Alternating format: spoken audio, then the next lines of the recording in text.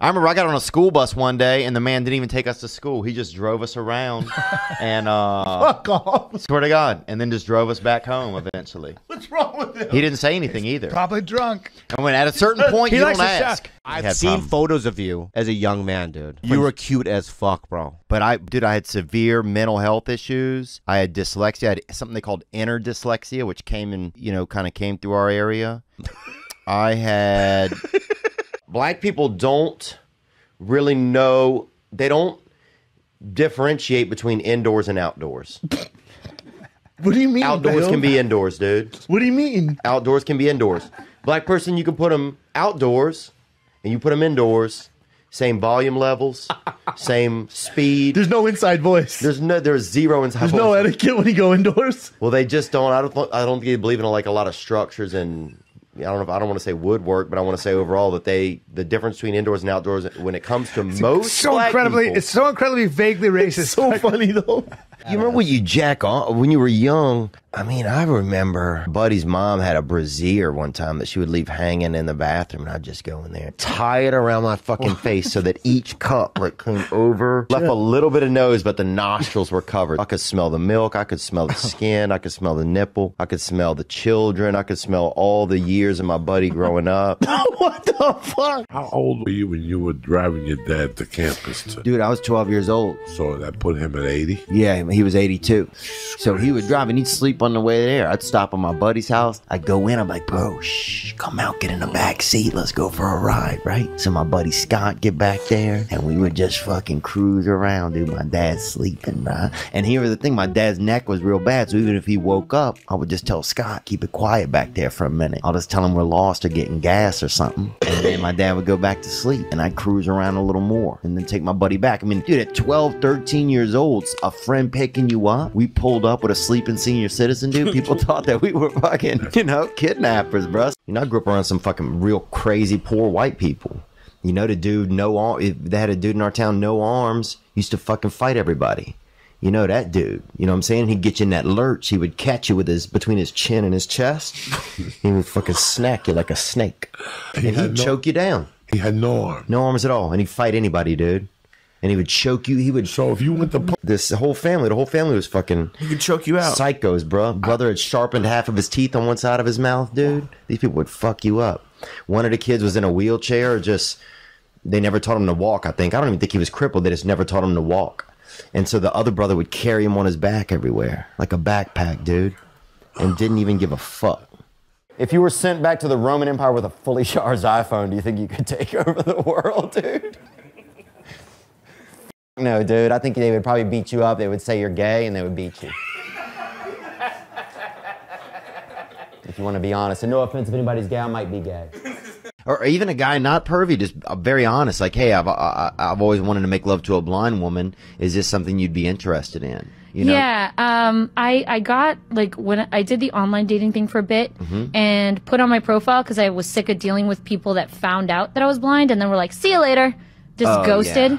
So I was like, no, I'm done with this BS crap. Like, I'm just going to post right here that I'm visually impaired. If you don't like it, don't even bother. Blind AF. That's what I'd put on there, Blind ever after? Yeah. Oh, blind as fuck, Blind as fuck. Nice. Yeah. Just to be, what I'm saying? Great. Might as well also be progressive. You know what I'm saying? Like, not only am I blind, dude, but I'm so fucking blind. Exactly. It's like John Cena. Like, you can't see me, We had a teacher. I remember he drew a picture of a wiener ejaculating on the chalkboard. He kind of described, he told us what the feelings would be like. We wouldn't be able to handle it and stuff. And then he drew the ropes. The ejaculate. Just was he making the noise with it? I do remember it was one of those double chalkboards. So here comes a big one. Oh, he walked it. I remember he would put the marker on the board and then walk it across the board. That's crazy. It was pretty crazy, man. And he wore the shortest shorts too. He died, man. Derek Ustner was his name or something, and I think his son might have died, but he died. His son died too? I don't want to say that, but I'm pretty sure. And he had the biggest mustache. His mustache came over both lips. So it was like some of the words you just had to guess what they were. Some people thought he was black. People didn't know what was going on. It was dicey.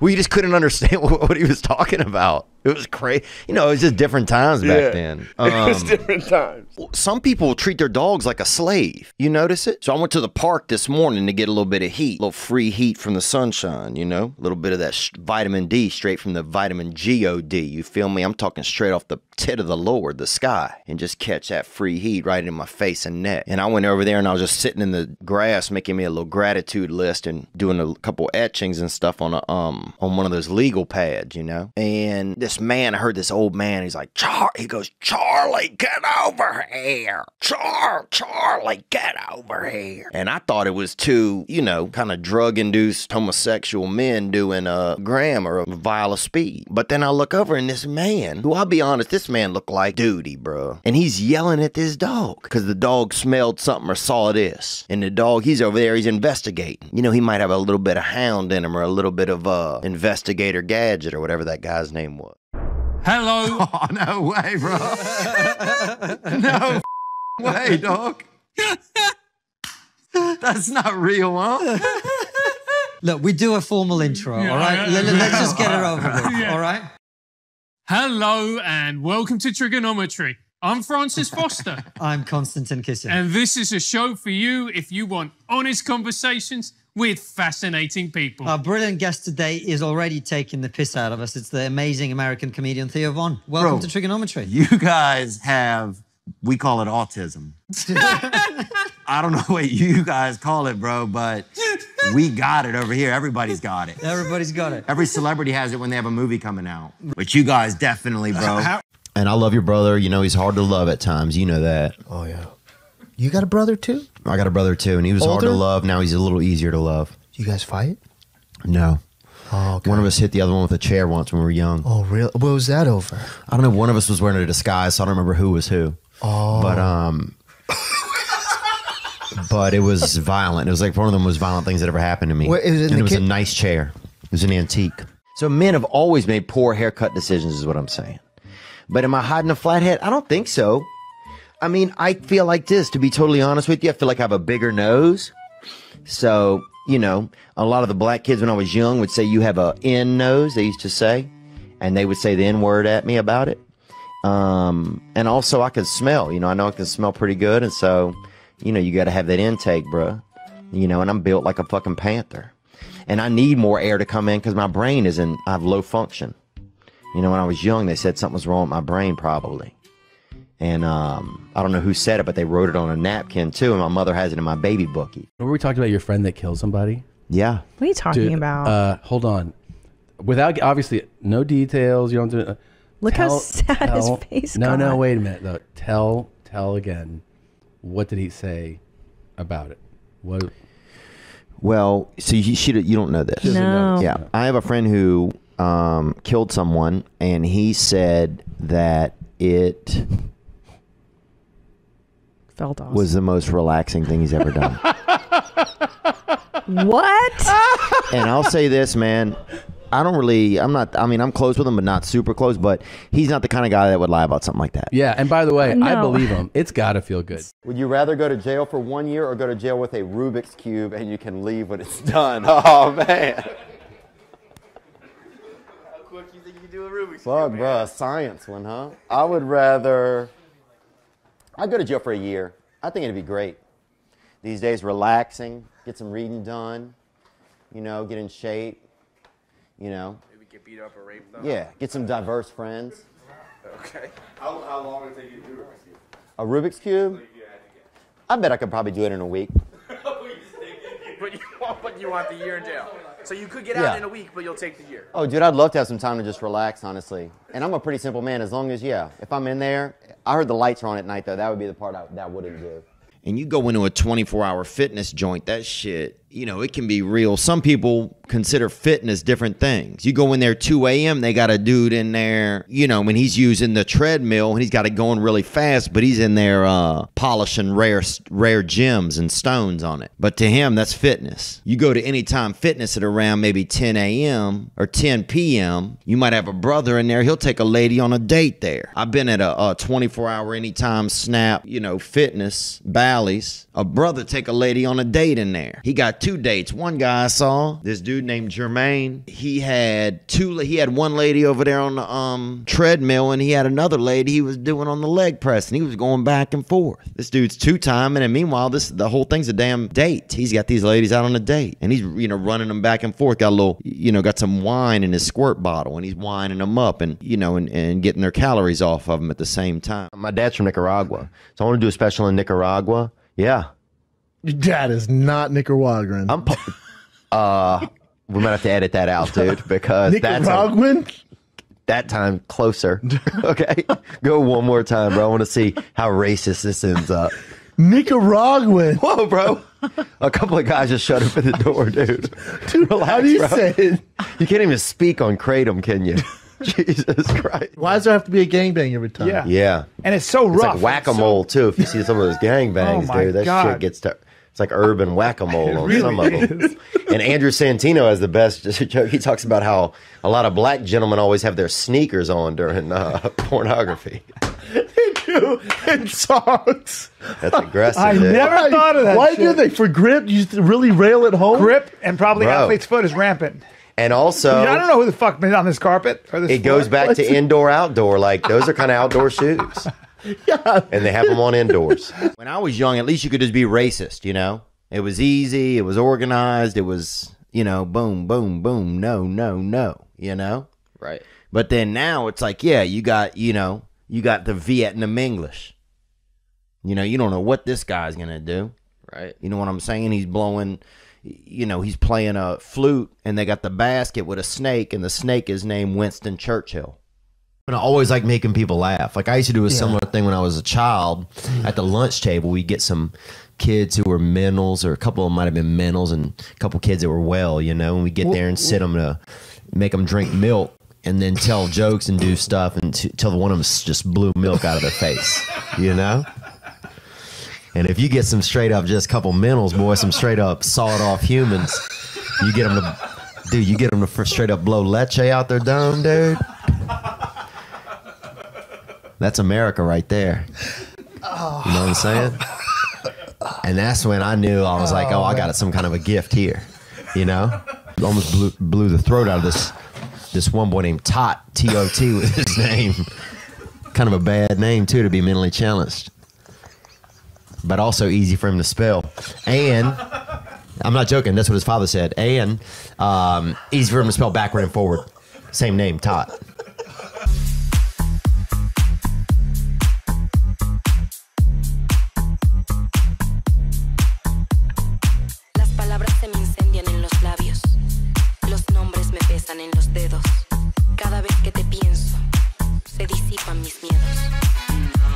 Oh, I saw an owl get hit by a tow truck. I was driving along a road, and they had an owl come up from the wood line, a beautiful owl, just the Lord's bird. And it came right up, and then I don't know what I was thinking about, pornography, but then a tow truck hit it. And so I whip back around, and I get back close to it, and that's when I realized that, I don't even like animals at all. So I rolled down my window a little, and I asked if it was all right. And I was like, "Are you all right, owl?" And he said, "Whoo." And I said, "You, owl, this is no time to be playing games. You've been hit by a tow truck." And I asked again, and he didn't give anything, not a talon or nothing. And so then I knew he was going to die, and so I just asked what we all wanted to ask. How many licks does it take to get to the center of a Tootsie Pop? What a jerk. It's something nice when the children are outside. They've been drinking Kool-Aid or drinking hose water. Dude, that's what I used to love, being young. That hose, boy. Remember that? Dude, where we live, we didn't even have a hose. So I remember going to somebody's house, and they had that hose. And it was like, damn, y'all got just as damn much water as you want, just coming out of this magic rope. Oh, dude, I remember just putting that thing straight into my dome hole one time and just taking on as much as I could. My God, I was just cameled up, bro. I was just H2 ouch, bro. I was filled with that agua. And Latinos call it that agua, and it's water, but they don't know how to say it. It's like agua, agua. You're like, no, wah. But that's where we meet together and we teach each other, you know. But I remember that. Man, that house hose, boy, just a magic ass rope that came out from somewhere. And it would had that water in it. It'll cure Down syndrome, bro. I beat it. How you beat it? Well, there's a lot of rumors in my town that I beat Down syndrome. Really? Yeah. Well, that's inspiring, man. That's how I felt when I heard them. Because I didn't start them. Give us a tough word. Let's have a little spelling bee. All right. Renaissance. Me or him? The fair or the motel? Fair. All right. RENAISSANCE. No. Renaissance. RENNAISSANCE. Just one N. He's right. You got it. Well, it's also you have two N's in your name, so you probably were. It's like I was sure it was two N's. I was so sure. I love animals so much. I'm just compensating for that. You know what I mean? I don't know what happened to that kid. It just sums up why I am the way I am, I think. I get so angry even thinking about it. Oh, dude. You know what I mean? Yeah. And when he died 2 years ago. Fuck, how long did he live for? Till he was 80. What? And I loved the man. I do. I love your father. My dad. Yeah. Oh, you mean you were thinking about the cat? I thought Tom. I'm sorry. That's really funny, dude. I'm sorry, man. Yeah. You know, sometimes you catch a boy in the neighborhood or something, he got a little bit of autism, you know, the tism, they say it. And if you give him a little hammer, you know, they had a boy in our area, this boy named Wild Jacob. You know, he'd run around and pick berries and everything in the summer. And, you know, when the berry bushes really started to flourish, you'd catch him out there with the blue, you know, the black dye on his hands picking berries and eating them. That's the problem. His mom gave him this little hat and he's supposed to put the berries in there, but he would have just eat them immediately. And he'd get home and dude have, you know, 120 berries in his stomach. But at one time, his uncle, I remember, passed through town or something, gave him a little hammer. And I mean, I swear to God, we thought we had a damn woodpecker in the neighborhood for probably 4 years. But Wild Jacob would just get off in the woods and he'd find him a little tree or something, or a little, you know, area of hardness, maybe a fence board or granite, and he would just hit it with that hammer. When I was young, people were born, you'd have a buddy missing you'd have a buddy missing a clavicle. You know, you'd have a friend, you know, it wasn't crazy to shake somebody's hand and only feel 4 on them, you know? It was a different time. People were uneven. Right. Somebody missing half a coccyx or half of a damn, you know, have a square occipital, orbital entrance, you know, somebody, you know, have a damn square eye. It was just different times. People had rabies. What else? People had diseases. You know, I grew up, they had the tail end of polio. You'd see somebody dragging themselves down, you know, maybe they had a cane or somebody got them a cane that was too short. And so they, you know, somebody out there short caning, just barely, might as well just, look like, you know, might as well just drag themselves. If you're short caning, it looks like you're doing damn magic, like you're out there just, you know. Right. And he sits down at his desk. Nicholas was his name. Mexican Nicholas. And he sits down at his desk, and he'd been in class for 4 minutes, and he raises his hand. And people are like, he's gonna talk. He raises his hand in sex ed, and he goes, hey, Mr. Blackwell. And, okay. Well, I love that real Mexican accent, man. That shit is, okay. In the darkness of the night, a flicker starts to glow. A beacon in the shadows, a light that starts to flow. Illuminating pathways where once there was despair. In the depths of obscurity, hope begins to flare. Like a flame in the wind, I ignite from within. Casting rays of brilliance, banishing the din. With each step I take, I brighten up the way. In the realm of shadows, I become the day. I'm the light in the darkness, the spark in the night. Guiding lost souls towards the morning light. Through the tunnels of uncertainty, I'll be the guide. For I am the bearer of hope, in me dreams reside. In the labyrinth of life, where shadows dance and play. I'm the ray of sunshine, turning night into day. With every glimmer I cast, I unveil the unseen. In the tapestry of existence, I'm the golden sheen. From the darkest corners to the highest peak, I'm the radiant glow that even shadows seek. With every flicker, every beam I emit, I dispel the darkness, I never submit. I'm the light in the darkness, the spark in the night, guiding lost souls towards the morning light. Through the tunnels of uncertainty, I'll be the guide. For I am the bearer of hope, in me dreams reside. In the symphony of life, I'm the crescendo's rise. In the canvas of the universe, I paint the skies. So let the darkness tremble, let the shadows flee. For in the heart of radiance, I'll always be. I'm the light in the darkness, the spark in the night, guiding lost souls towards the morning light. And look, this story is 100% true. Every word of it, and I wanna honor Nicholas's voice as accurately as I can in this story. That's exactly how I remember his voice. I also could have been a racist child.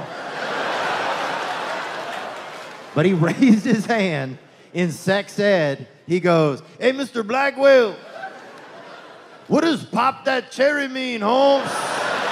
Oh, it shocked Yeah, people. yeah. Even my mom was like, "What is happening, son? Are you getting enough sun?" That's what she said. You're strangely tan.